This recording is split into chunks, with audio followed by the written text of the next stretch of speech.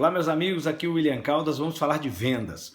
Hoje o meu papo está direcionado para os representantes comerciais.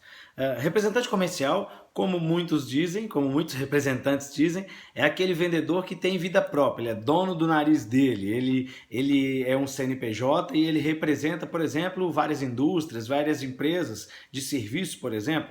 Então, o representante comercial é um vendedor que o mercado fica de olho principalmente em duas situações. Primeiro, na estrutura que ele oferece para, por exemplo, uma indústria, para representar os produtos dessa indústria. E aí a minha sugestão é, estrutura a tua representação. A gente ainda tem representantes comerciais no Brasil que não investem em estrutura. De igual maneira, a gente tem representantes que têm estruturas muito robustas, muito bacanas. O sujeito, por exemplo, tem uma equipe, tem uma sala onde ele tem uma equipe lá, com computadores, ele tem uma central telefônica, ele normalmente investe nisso para quê? Para que as empresas que precisam de representantes percebam nele o seguinte, olha, ele investe, ele é inovador, ele traz uma segurança para nós que precisamos de representantes que uma boa parte deles não traz. Existem representantes que ainda trabalham na forma antiga, quer dizer, aquele representante que ele mesmo quer fazer tudo, ele mesmo quer cuidar de tudo, ele quer jogar nas 11 posições do jogo, ele quer ir atrás do cliente, ele quer tirar o pedido, ele quer digitar o pedido, ele quer... Então assim, chega uma hora que isso começa a atrapalhar o desempenho dele. E mais, pasmem, a gente ainda tem representantes comerciais que mistura a finança pessoal com a finança da representação. E olha como é que a consequência disso é mortal. Por exemplo, certa ocasião, numa empresa, eu conversando com o dono da empresa, eu perguntei para eles, vem cá, você tem representante? Ele falou, tem. Eu falei, qual que é a sua maior queixa do representante? Ele falou o seguinte, às vezes eu ligo para o cliente lá na ponta e o cliente está refém do representante, ele não vai visitar. Quando a gente vai investigar com o representante, ele está sem dinheiro, por exemplo, para pagar um hotel, para pagar uma diária de hotel, para pagar um tanque de gasolina, para pegar e viajar, sei lá, 100 quilômetros para visitar um cliente. Então, a primeira dica que eu quero dar para o representante é invista em estrutura, seja estruturado. A segunda sugestão que eu quero dar para você, representante, é seja estrategista.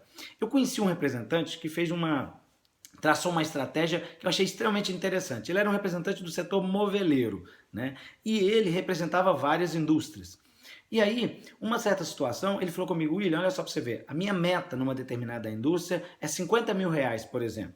E aí, ele disse, só que é o seguinte, eu comecei a perceber que cada lojista meu tinha um volume de vendedores. Então, por exemplo, tinha um lojista que tinha 10 vendedores, tinha um lojista que tinha 5 vendedores, tinha um lojista que tinha, sei lá, 15 vendedores. Quando eu somei, por exemplo, os vendedores de 3, 4 lojas, eu tinha 35 vendedores potencialmente preparados para vender o que eu precisava de vender de uma indústria.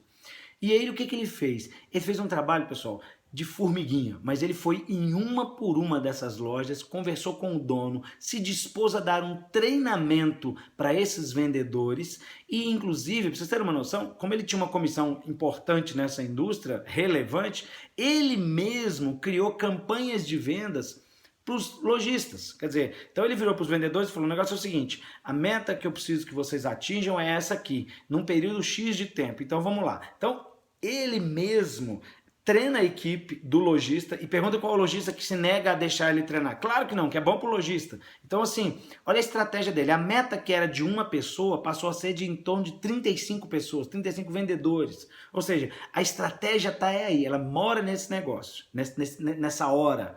Agora, ele tem que se dispor a treinar a equipe. Ele falou, eu não sabia treinar uma equipe, eu tive que entender, tive que estudar para ver quais eram as melhores metodologias de treinamento. Ele falou, eu tinha que entender, eu tive que visitar para descobrir que, por exemplo, tinha muito lojista que estava sem amostra, por exemplo, vai vender um sofá, precisa da amostra do tecido para o cliente escolher. A amostra estava desgastada, então o que ele fez? Ele fez um pente fino para preparar as equipes dos lojistas para vender mais o produto dele. Quer dizer, imagina o poder de fogo que esse cara tem para superar a meta dele, é muito alto. Então, por favor, seja estrategista, representante, e fundamentalmente invista em estrutura a tua representação comercial. É isso aí, vamos que vamos, pois a venda não pode parar. Um abraço.